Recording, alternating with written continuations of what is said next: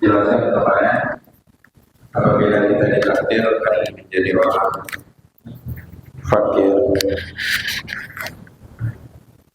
sudah berupaya semaksimal mungkin untuk memperbaiki keadaan perekonomian keluarga, akan tetapi tidak kunjung membaik, stagnan atau lebih memburuk. Allah sudah menentukan kita dalam keadaan seperti itu. Bagaimana sikapnya seorang fakir juga? Yang pertama,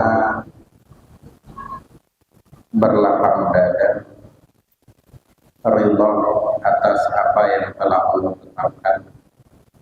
Yakinkan ada hikmah yang besar di balik itu. Yang kedua, bersabar. Atau yang pertama, bersabar, karena sabar itu yang mengantarkan keridhaan Allah Subhanahu wa Ta'ala. Ini kalau mau kehidupannya itu tenang atau sedikit. Karena kalau dia tidak melakukan hal ini, keadaan tidak berubah. Semakin dia emosi, semakin dia beringat, semakin dia tertekan dengan pikiran dan keadaan, semakin sulit kehidupannya. Dan kemiskinannya tidak kunjung juga berubah. Baik. Jelaskan kemarin, berhati-hatilah jangan sampai jazuan, haluan, selalu berkeluh kesah, mengeluh, emosional, mutasaqitan, murka atas keadaan. Dalam hadis Nabi bersabda, ya ma'asyiral fuqara, wahai orang-orang fakir, qurtullaha min qulubikum ridha. Berikanlah kepada Allah dari hati-hati kalian keridhaan. Fadhkuru bi thawabi fadrikum, kalian akan mendapatkan pahala dari kefakiran kalian. Kalau berpikir lebih panjang lagi, yang kaya dan yang miskin jenisnya sama, akan ke alam barzakh dan akan mengalami proses yang sama. Kehidupan dunia ini sementara. Kesedihan, kebahagiaan, rasa sakit, rasa sehat, rasa nyaman, rasa enggak nyaman, itu rata Allah bagi semua, mau orangnya miskin, mau gak miskin, rakyat jelata, punya pejabat, sama rata. Jadi bagaimana tergantung orang tersebut, bagaimana menyikapi keadaan dia hidup. Baik. Dalam Islam ada prioritas di dalam kehidupan. Wa khalaqtul jinna wal insa illa liya'budun. Tidaklah aku ciptakan bangsa jin dan manusia melainkan ibadah. Kaya kita, miskin kita, susah kita, senang kita, ibadah nomor satu. Allah kasih tambahan rezeki, alhamdulillah. Kalau enggak, ya aku tetap ibadah. Karena inilah tujuan aku dihidupkan oleh Allah. Ibadah dalam makna yang lebih luas. Bukan hanya masuk masjid, keluar masjid selesai, bukan hanya sholat, bukan hanya zakat. Ada hablum minan nas yang menetapkan itu lihat wajib dipenuhi semaksimal mungkin. Karena semua yang kita lakukan akan berproses detail dan ketat di hari ini. Sebutkan juga kadal fakru an yakuna kufran. Hampir kefakiran itu menjadi kekafiran.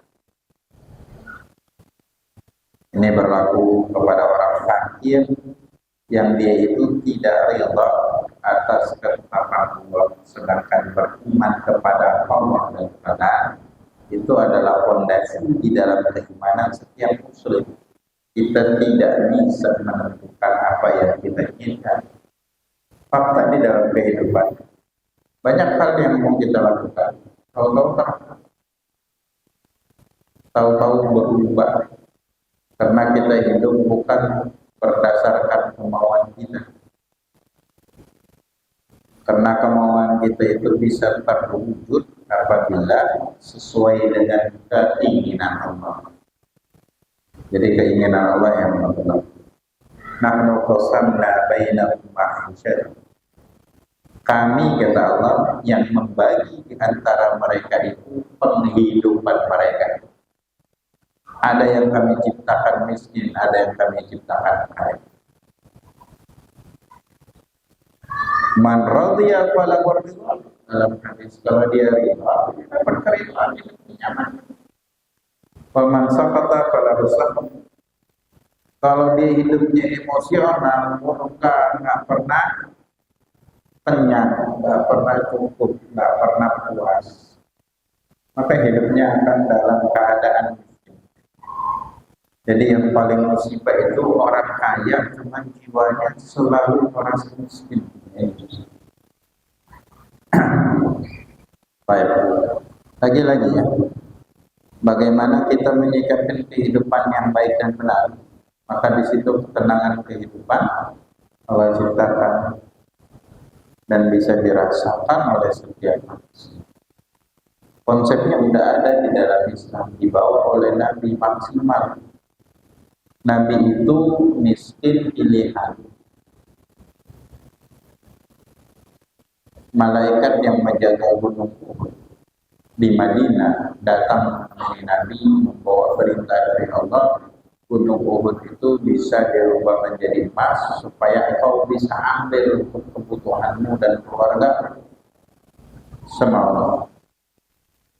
Cuma diubah jadi emas untuk Nabi. Kata Nabi, enggak.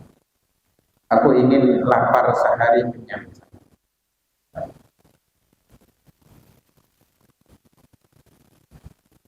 Kita miskin, nggak ada beban apapun, beban kita untuk diri sama keluarga kita.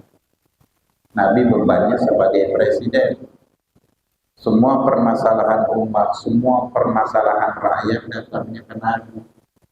Belum ancaman-ancaman dari luar, belum perpecahan di internal kaum muslimin, belum lagi ada orang munafik di situ yang pura-pura masuk Islam. Miskin, cuman problemnya cuman problem pribadi. Kalau kita tuh melihatnya dari luar, bukan dari diri kita, nggak ada apa-apanya dengan permasalahan kehidupan yang dihadapi oleh Nabi Muhammad SAW. Tapi Nabi hadapi dari musliman. Kok bisa pelajari konsepnya Nabi? Dan ini konsep udah turun. Ini diajarkan kepada sahabat yang menjadi murid. Diwarisi, diturunkan dari satu generasi ke generasi, karena oleh ulama di dalam kitabnya, tergantung kita mempelajari dan amalkan. Baik, selanjutnya warabbama yad'u ma'adha fi baliyatil fitra. Terkadang karena kita tidak rela atas ketetapan Allah ini, ada orang yang stres, ngapalah aku lahir di orang miskin, bukan orang kaya. Dan tidak sedikit ya, dari zaman dulu sampai zaman sekarang, para putra mahkota, para putri di kerajaan tidak nyaman mereka hidup di dalam kerajaan dan kemewahan harta yang bergelimang. Sebut aja Ibrahim bin Adham, yang dia lebih memilih untuk pergi dari sana cuma membawa sehelai pakaian yang sederhana dan berkelana menjadi sufi yang begitu besar terkenal. Sampai sekarang dikenal namanya. Artinya kekayaan itu bukan jaminan untuk hidup tenang. Yang banyak dirampok dan dibunuh itu orang kaya, bukan orang miskin. Yang hidupnya penuh dengan ancaman dari rival bisnisnya, dari para pusat dan prokalnya orang-orang yang itu orang miskin. Yang orang kaya, kalau dia mau masuk rumah susah, pintunya berlapis, masuk dari sini ke sini lagi, buka pintu satu, buka pintu dua, dan yang lain.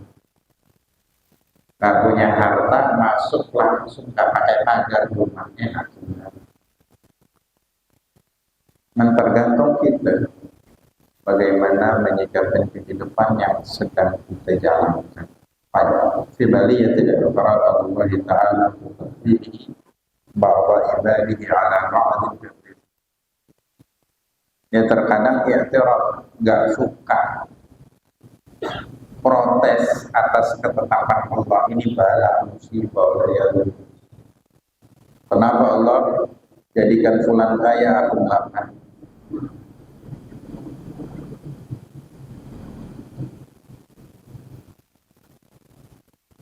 Nah ini dosa yang besar. Min mithli hadza yukhsha al-fakir alladhi la sabra lahu wa la ma'rifata billahi. Permasalahan seperti inilah yang ditakutkan, yang datang di dalam diri, di dalam hati, di dalam pikiran orang-orang fakir yang tidak ada kesabaran dan tidak ada ilmu, tidak mengenal Allah. Ini musibah. Baik, dijelaskan juga kemarin, orang yang fakir sebaiknya bersyukur kepada Allah dan berterima kasih kepada orang yang membantu dirinya.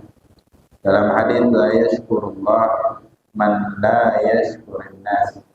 Tidak bersyukur kepada Allah bagi orang yang tidak berterima kasih kepada manusia. Hendaknya dia, kalau ada orang yang membantu dirinya tanpa diminta, tapi dijelaskan, dipuji, diucapkan terima kasih yang layak, yang pantas, dan berdoa, didoakan supaya mendapatkan kebaikan. Dalam hadis, man qala liman asda ilaihi ma'rufan jazakallahu khairan faqad ablagha. Barang siapa yang mengucapkan jazakallahu khairan kepada orang yang membantu atau berbuat baik pada dirinya, maka dia telah memujinya dengan pujian yang maksimal. Baik. Jadi kalau terima kasih aja itu sekedar ya terima kasih kepada manusia. Cuman tidak mendapatkan pahala mendoakan.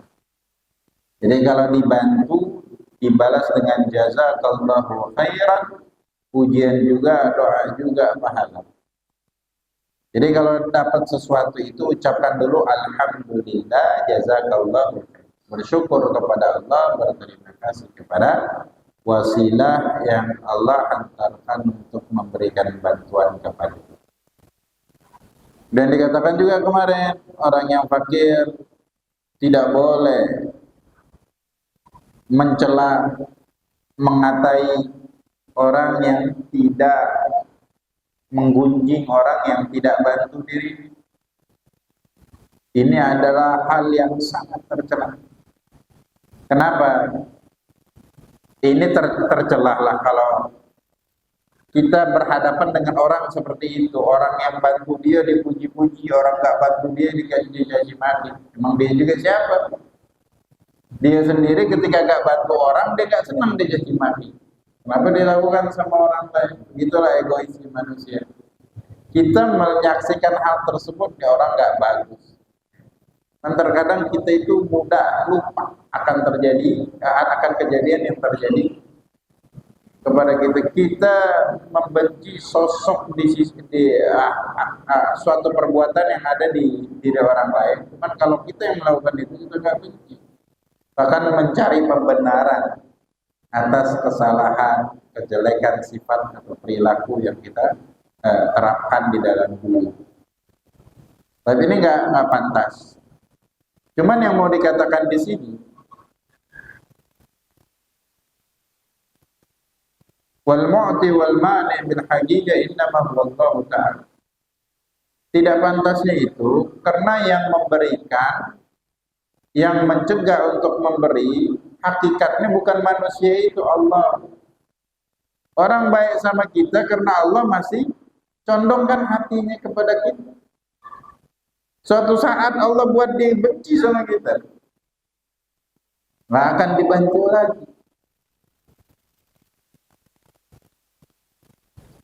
Makanya orang yang selalu terlalu banyak harapan,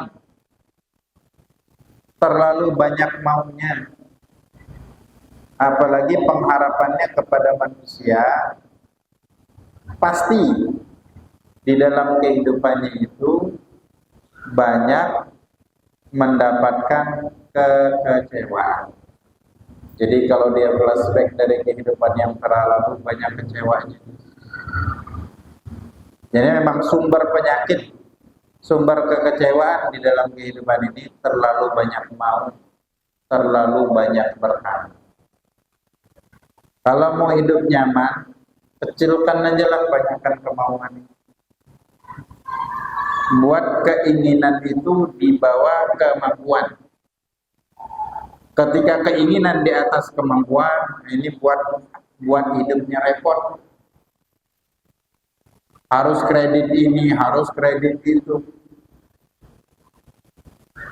Untuk memuaskan nafsunya, yang dia sangka puas, ternyata semakin puas itu nafsu. Jadi Nabi katakan, anak Adam itu kalau dikasih satu lembah isinya emas, dia minta lembah yang kedua emas juga. Logikanya, satu lembah emas itu berapa kali keturunan gak habis dimakan, mau nambah lagi untuk apa? Umur terbatas. Gitu. Cuman saking manusia itu rakus, akhirnya syahwat itu menutup logika akal sehatnya, akhirnya membutakan hati, pikiran, matanya untuk ibadah kepada Allah yang menjadi tujuan dia hidup. Sejauh mana kita akan melangkah? Sampai titik Israel bakal datang di titik itu, dan semua bakal kandas apa yang kita cita-citakan. Dan di situ baru teringat gitu. Langkah yang selanjutnya ini apa yang aku persiapkan ke alam baru? Aku bakal ketemu dengan mungkar dan nakir. Jawabannya sudah dibocorkan di situ. Bisa jawabnya gitu.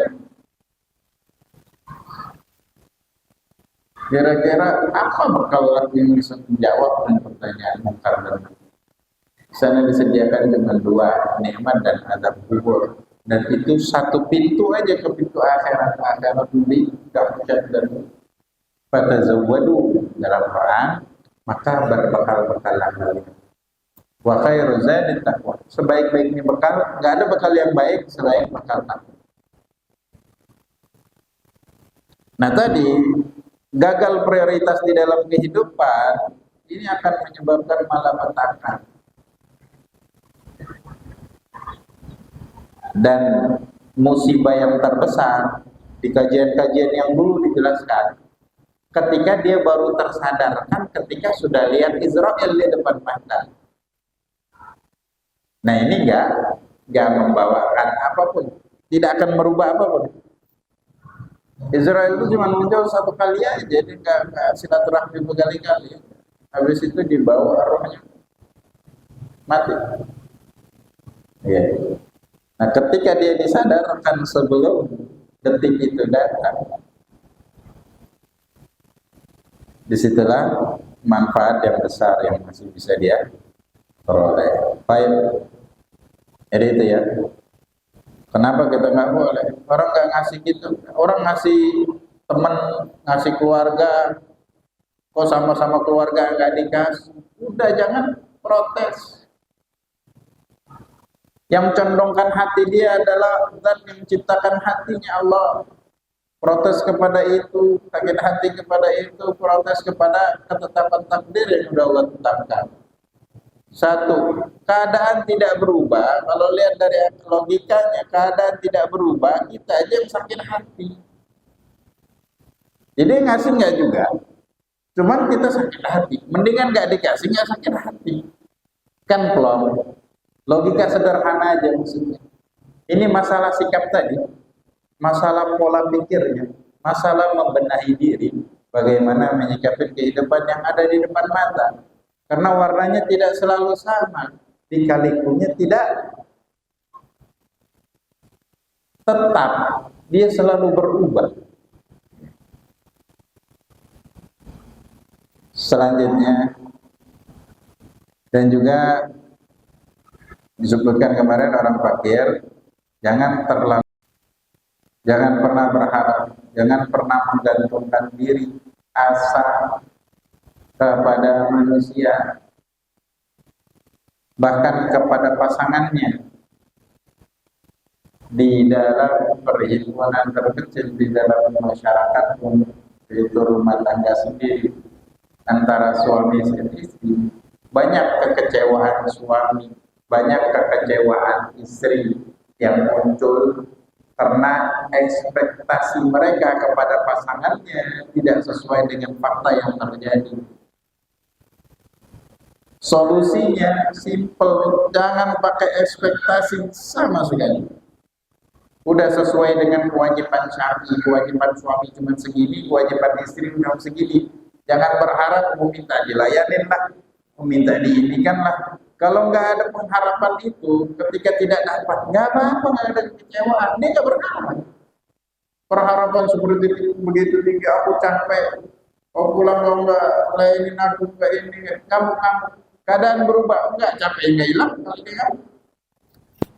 Akan tetapi apa? Menambah masalah.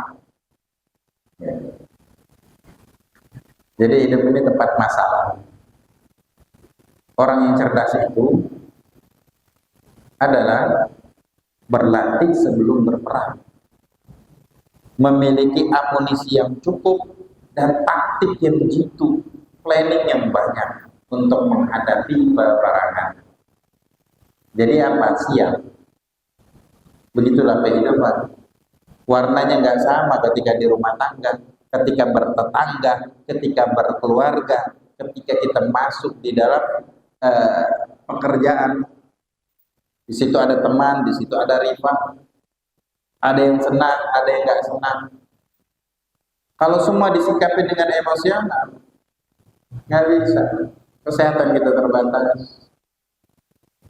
Jadi darah naik terus. Siapa yang menyebabkan? Penyebabnya apa? Kebodohan kita di dalam memanage permasalahan hidup. Para nabi itu diutus oleh Allah supaya umat itu hidup tenang. Karena Nabi katakan, setiap permasalahan yang Allah turunkan itu berbarengan dengan solusi, berbarengan.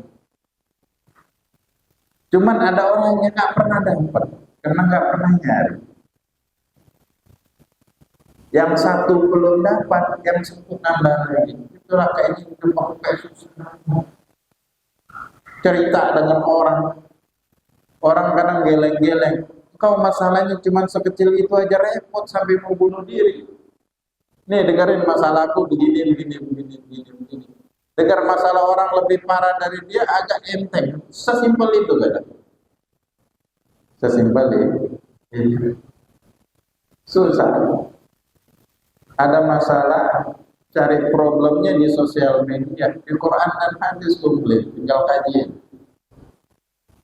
Di majelis ilmu dikaji semua permasalahan agama. Baik.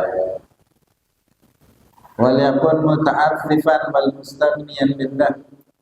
Qala alaihi salatu wassalam. Dan hendaknya seorang fakir itu muta'affifan. Harusnya dia itu mempunyai harga diri, mempunyai iffah, mempunyai kehormatan yang dia tidak akan jual apalagi diobral kepada siapa. Wa mustaghniyan billah, dan merasa cukup hanya karena Allah, merasa cukup dengan Allah, gak butuh yang lain. Doa masyhur yang diajarkan, Allahumma ghnina, Allahumma ghnini bihalalika an haramik wa bi ta'atika an ma'siyatik wa bi fadlika an siwak. Ya Allah, cukupkanlah diriku dari kehalalanmu, dari yang engkau haramkan. Cukupkan aku dengan yang halalmu dari yang haram, dan dengan ketaatanmu dari maksiatmu. Wa bi fadlika, dan dengan keutamaanmu, amman siwa, daripada selain dirimu. Minta doa supaya kita selalu menggantungkan diri kepada Allah, tidak pernah menggantungkan diri kepada manusia. Ini konsep sederhana ini kalau diterapkan, insya Allah sensasi kehidupan akan berubah dari diri kita enak. Gak bergantung kepada bos, gak bergantung kepada istri. Istri sediain makanan, alhamdulillah, dia lagi capek, dia lagi marah, enggak apa. Kalau kita emosi juga, lapar nggak hilang dengan emosi. Makan cari duit disebutkan sendiri. Sambil ngamuk-ngamuk nggak juga hilang. Tekanan darah aja sambil sakit semakin bertambah. Ya, kalau orang cerdas, udah kesampingkan dulu ini, makan dulu, tenangkan diri dulu. Setelah itu baru cari masalah. Contoh sesimpel itu. Istri juga jangan terlalu banyak berharap kepada siapa lagi aku bisa berharap, pada Allah. Jangan pernah menggantungkan diri kepada anak ke orang tua, enggak juga bagus. Orang tua kepada anak enggak juga bagus. Memang tanggung jawab ada. Kalau dari pihak kitanya harus kita fullkan, bakti kepada kedua orang tua, nafkah kepada istri, berbuat baik kepada pasangan kita, nafkah kepada anak, didikan kepada anak, itu akan ditanya semua di hari kiamat. Cuman sikap lain, jangan pernah berharap untuk dibalas dengan kebaikan. Ketika tidak berharap, nggak dapat, nggak kecewa. Kalau dapat, rasa senangnya luar biasa. Simpel itu. Baik, selanjutnya, wal yahdharil fakir, dan berhati-hatilah orang fakir, min qawlihi, dari ucapannya, a'tani fulan kadza wa huwa kadhib, yuridu bidzalika talbis ala sami' la'allahu yu'tihi. Jangan sampai orang fakir itu ngomong, fulan bin fulan ngasih aku, kau kok nggak ngasih aku. Padahal orang itu nggak pernah ngasih dia. Maksudnya supaya orang ini kesindir, terpojok kalau nggak ngasih, ngerasa tersaingi, ngerasa nggak enak hati. Fulan aja ngasih, kok dia nggak ngasih. Orang fulan nggak pernah ngasih. Ini bohongnya haram, itu duit nggak halal, diambil. Ini buat hidup nggak berkah. Dapat nggak banyak, kemiskinan nggak bakal hilang. Dari apa? Dari pikirannya. Ada orang yang miskin, cuma ngerasa kaya dengan apa yang dia punya. Ya kan, yang parah itu orang kaya, cuma jiwanya masih merasa belum punya apa-apa. Nah, ini kan susah hidup. Baik. Wa min qawlihi lam yu'tini fulanan syai'an idza su'ila wa qad a'tahu mukhafatan an la yu'tihi al-akhar. Atau ada lagi yang ngomong, dia udah dikasih. Ngomong, fulan enggak ngasih aku. Padahal udah dikasih. Takut yang satu ini enggak kasih dia lagi, kalau ngomong udah dikasih. Jadi hati-hati. Bohong haram. Terus kalau dia ngasih, nggak halal juga kita ngambil. Nggak halal. Baik. Itu tadi makna iffah, harus punya harga diri. Wal yahdar min kitmanihi ma a'tallahu min fadli. Maka berhati-hatilah jangan sampai dia menutup-nutupi sesuatu yang Allah berikan kepada dirinya dari keutamaan Allah. Kalau dikasih sesuatu, kalau ada, ya ngomong ada. Jangan ngomong nggak ada. Alhamdulillah masih ada. Ntar orang itu mau ngasih, nggak ngasih, tergantung Allah. Kalau gerakan hatinya mau ngasih, itu ngomong masih ada pun tetap dikasih. Kalau ngomong, udah nggak ada lagi, sekali ngasih, yang kedua dia curiga. Orang kalau ditanya nggak ada terus, lama-lama nggak ngasih. Ya.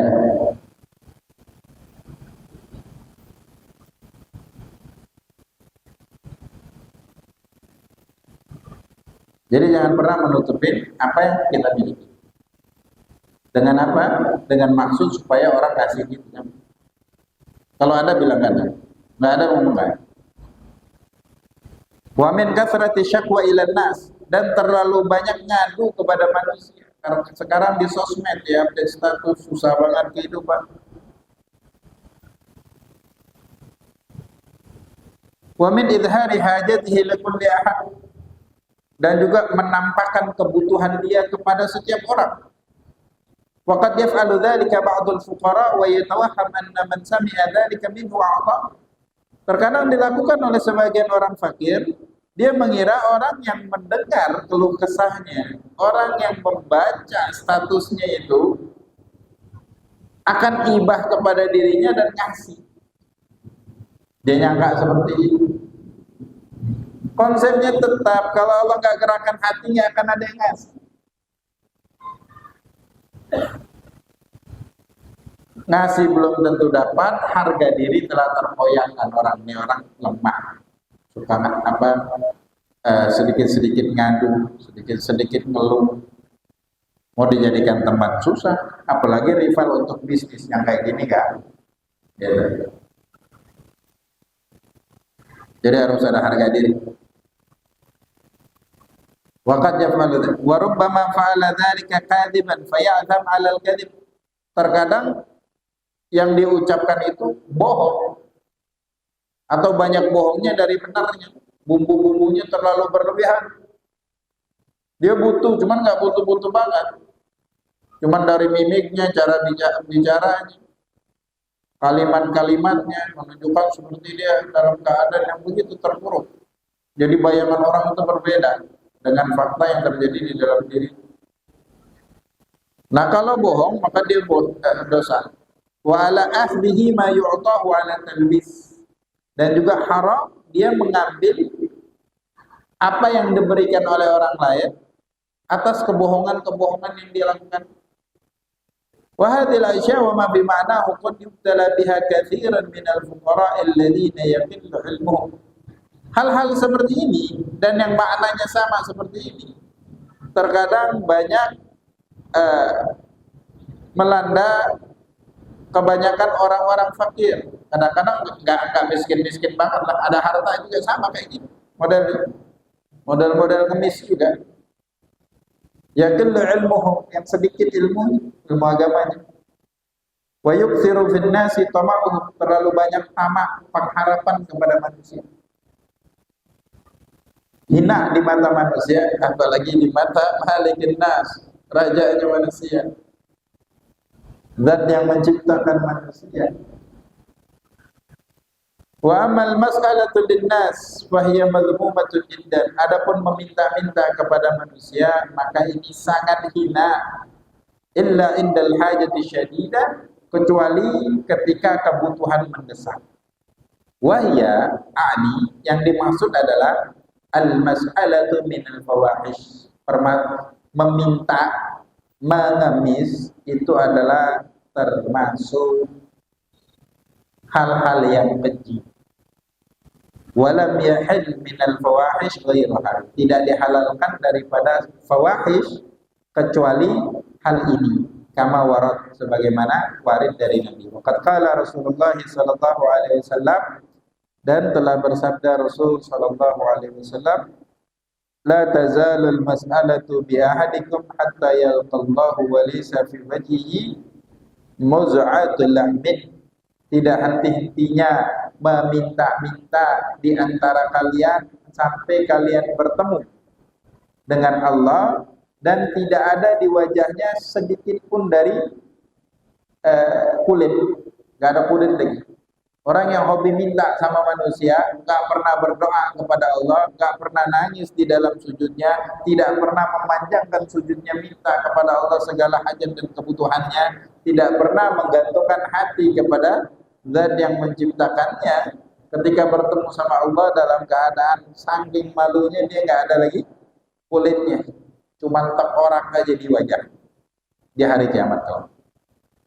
Wa qala alaihi salatu wassalam, Nabi bersabda, la tahillal mas'alatu li ghaniyyin wala li dhi mirratin sawi. Tidak dihalalkan permintaan, meminta kepada orang yang kaya, ghani.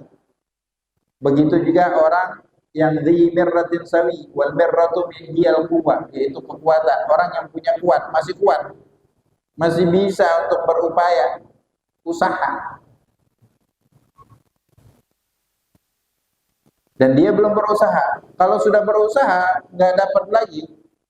Udah usaha, selalu gagal. Akhirnya cara yang terakhir, meminta-minta. Baru halal ini baru halal. Makanya kita katakan kemarin, kalau ada pengemis, lihat kayaknya masih kuat aku semua. Kalau mau ngasih, ngasih. Kalau nggak mau ngasih, nggak usah perlu dicaci maki. Itu nggak mau tahu permasalahan kehidupan dia. Jadi nggak perlu juga dicaci maki. Ngasih sesuatu nggak haram. Hatta yu'ti man ya'lam annahu yasta'inu bima ya'tahu 'ala al-ma'asillah fa'lam dzalik. Sampai dia benar-benar tahu orang ini kalau kita kasih untuk apa? Untuk beli minuman keras, untuk main slot judi dan yang lain, itu hukumnya haram. Nggak boleh kalau yakin. Kalau nggak yakin kasih apa? Nggak ada usaha.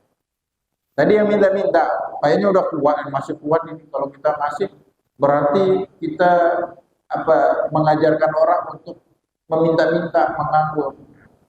Terlalu jauh, terlalu prematur menghukumin seperti itu. Kasih nggak apa? Harus. Ya. Soalnya memang ada hal-hal yang urgen itu dari pihak berwajib mengatakan begini dan begitu karena mereka ada terlibat hal-hal yang kriminal, bolehlah. Maka kita nggak boleh karena ikut mendanai karena ada keyakinan mengarah kepada hal yang kriminal. Orang minta sumbangan untuk apa? Untuk minuman alkohol. Nggak sih. Oh kalau duit nggak ada nih, roti nggak apa-apa kalian mau makan. Uang dia.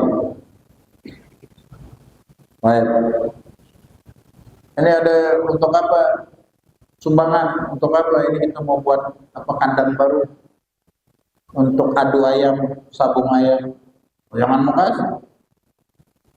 Man ahana ala ma'siyatin kana syarikan lahu walau bi syatri kalimatin kana syarikan lahu. Orang yang membantu terselenggaranya maksiat walau dengan satu potong kata, maka dia akan bersyarikat dengan orang tersebut di dalam maksiat. Dapat dosa. Jangan kasih. Kecuali dia memaksa, ya udah nggak apa-apa. Keadaan terpaksa untuk menghindari diri dari kejahatan, nggak apa-apa kasih. Dengan ketidakikhlasan dan ketidakridhaan kita atas terjadinya maksiat, bukan pemberian. Ya'tahu 'alal ma'asi fa'alam dzalik. Jadi kalau kita ngasih niat bantu orang lain, tahu-tahu disalahgunakan dan kita nggak tahu, itu tetap dapat pahala gitu. Kita nyangkanya orang bakal kasih untuk anak bini, atau dibuat judi, atau buat minum-minuman, untuk narkoba, untuk berzina, untuk perbuatan maksiat. Dapat pahala kayak gitu, kita tetap dapat pahala. Karena kita nggak tahu. Kalau dari awal kita tahu, baru ini hukumnya dong. Makanya disebut tidak akan, orang tetap akan mendapatkan pahala ketika membantu memberi kepada orang lain. Wahadzir rahimakallah, wahdhar rahimakallah, maka berhati-hatilah, semoga Allah merahmati kalian. Wahadzir ikhwanikal muslimin min mas'alatin nas, dan kasih tahu, hindari saudara-saudara muslimin daripada meminta-minta kepada manusia indal ghina, ketika dia nggak butuh, anha wa faqdil hajati syadida ilaiha, apalagi tidak punya ada hajat yang begitu mendesak kepadanya.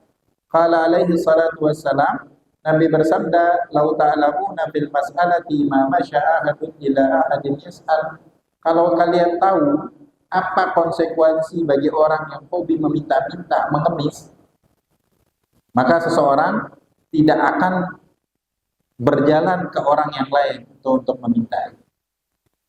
Maka ini untuk orang yang benar-benar gak butuh gitu, atau kebutuhannya gak darurat. Qala alaihi salatu wassalam, mas'alatul ghani narun in qalilan fa qalilun wa in kathiran fa kathir. Minta yang dari orang yang tidak butuh, dia meminta itu adalah neraka api. Sedikit dia minta, sedikit dapat apinya. Banyak dia minta, banyak api yang bakal dia terima di hati di akhirat kelak. Allah Subhanahu wa taala alam. Assalamualaikum warahmatullahi wabarakatuh.